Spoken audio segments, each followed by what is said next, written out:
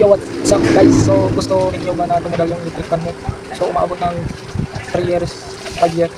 So ito lang guys, magtatagal yung electric fan mo. Kapag nasira yung electric fan ninyo, yung motor, kapag nasira yung electric fan ng motor ninyo, yan, pwede mo yan palitan ito. Yan. Ito lang guys, 12 volts. Ayan, ito na guys, ipapakita ko sa inyo, ituturo ko sa inyo. Kapag nasira yung electric fan ninyo, yung nasira ko kanyang motor, yan, tulad nito, yan. So, gusto muna tumagal. Yan, maabot ng 5 years, 3 years. So, ito yung ilalagay ko. So, ito, yung ilalagay ko dito. So, tara guys, manood kayo kung paano ko ito ilagay. So, mas maganda to. Ayan. Kung gusto niyo na tumagal yung electric pan ninyo. Ayan guys. So, pag nasira yung electric pan ng motor ninyo, yan. So, napapagod ka, napapalitan yung bushing, shafting, yan, capacitor, thermal fuse. So ito guys, ito 12 volts lang to. So hindi ka na magpapalit ng thermal fuse, bushing, shafting, yan, pero 12 volts to guys. Yan, malakas to pag mataas yung supply. Yan, bearing po to, ayan, maganda po kasi bearing, hindi bushing. So wala tong shafting, wala tong bushing, bearing po, bearing dito at saka dito bearing. So pag ginaya mo to, so tatagal po yung electric fan ninyo. Yan. So umabot to ng 3 taon or 5 taon.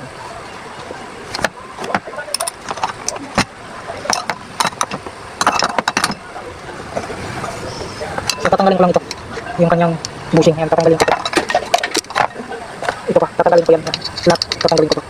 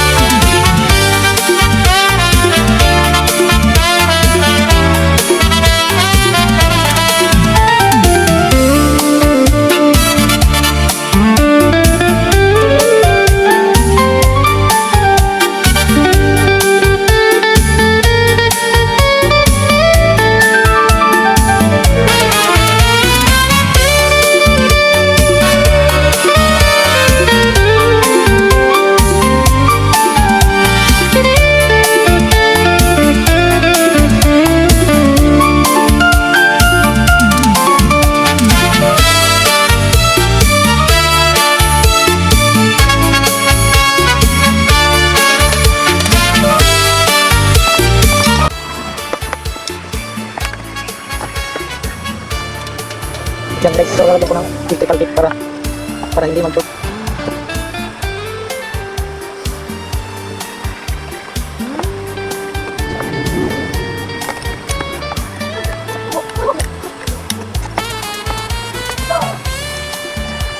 Para hindi magkadikit, para hindi makit.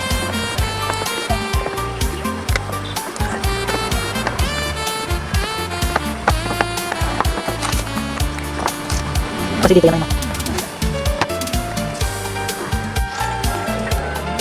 Ayan guys, so ito na, yan o, maganda. Ayan. So pag ginaya mo to, so tatagal yung electric pan ninyo. Yan, 12 volts lang to, yan o, 12 volts motor. Ayan o. So umaabot to ng 3 taon. Yan, so okay to. Yung supply to, 12 volts. So hindi ka na magpapalit ng bushing, hindi ka na magpapalit ng shafting. Ayan.